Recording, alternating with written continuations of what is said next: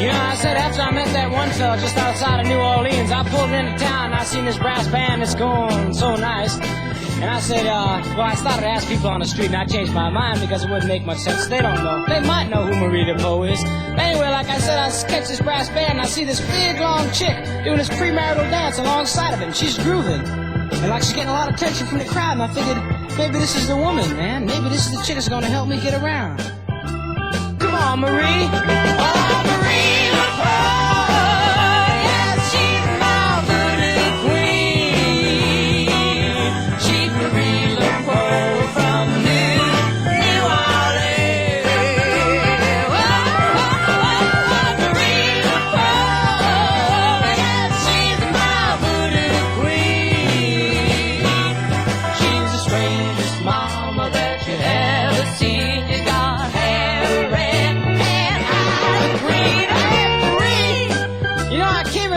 This morning, all red, ragged, and beaten. My mama was sitting at the kitchen table and she couldn't even eat. She said to me, where you been, baby? I said I was uptown, downtown, not putting down all those people that are down. She said, well, that's good for you, but what about for me? I got really freaked out at this time, you know.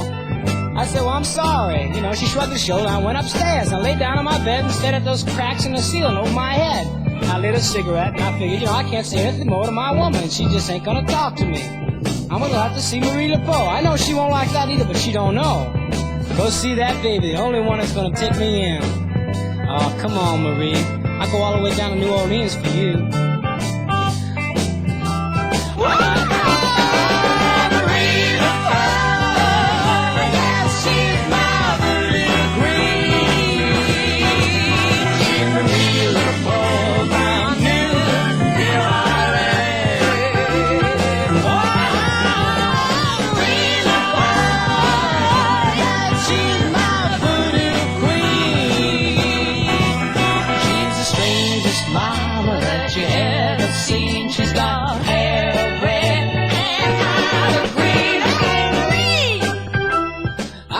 This morning, you know, sit out in my blankets. I just want to go back to bed. I had all this terrible junk in my head, and I figured, you know, nothing's going right for me. You know, I'm feeling tragedy and comedy simultaneously. I'm laughing and crying at the same time. In other words, I'm going through those changes and stages. You know, I see myself getting shot from the stage and falling into the audience. It's terrible, ugly.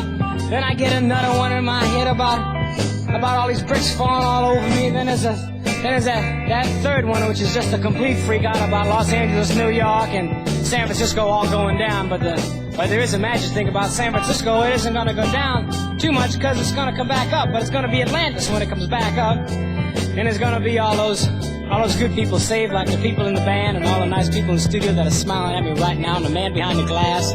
I feel so good. Anyway, those people are going to be saved because Marie Peau's going to come swooping down with a golden helicopter, and she's going to be leading the fleet with a great big, beautiful pink flag. And I'm going to be so happy when I see her. Because I know she's going to take all those good people up in the helicopters and save them.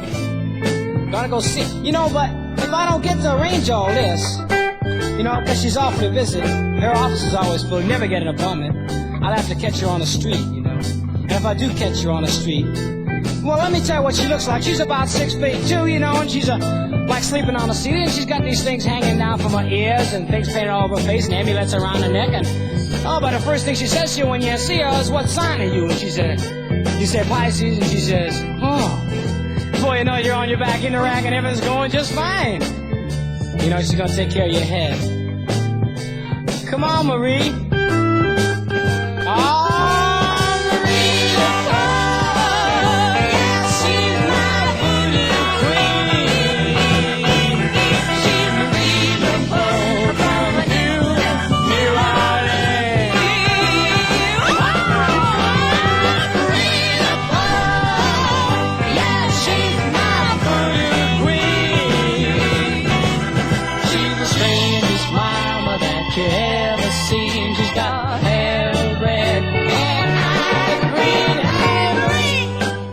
Remember that triumph I was telling you about? Well, I'm riding down this road, you know, and I got my hands on the handlebars like they're breasts, and I'm just going out of my head in the black dust of the nighttime, and one of the engine is folding all around me like a moaning shroud. And I'm going through my stages, you know, my Byron stage, my Shelley stage, my Albert Schweitzer stage, my Mahatma Gandhi stage, my Kenneth Rexroth stage, my Kenneth Patchen stage, my Desmond Morris stage.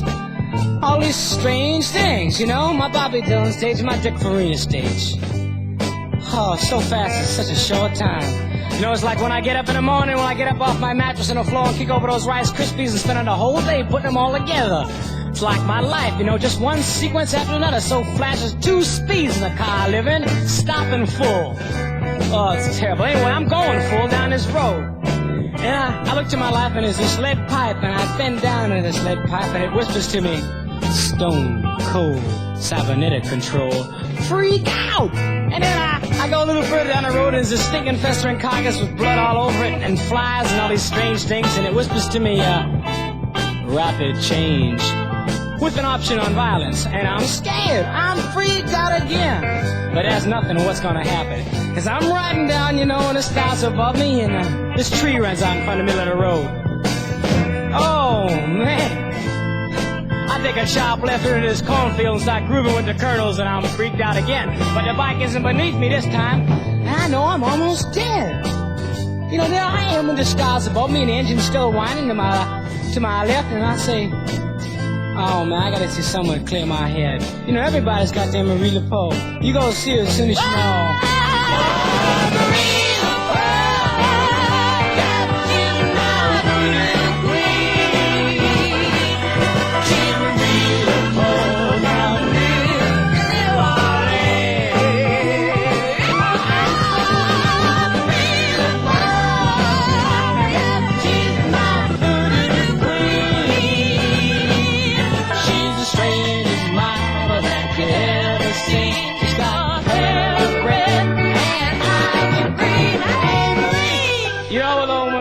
Start rapping on your head, it's gonna be so strange, so heavy.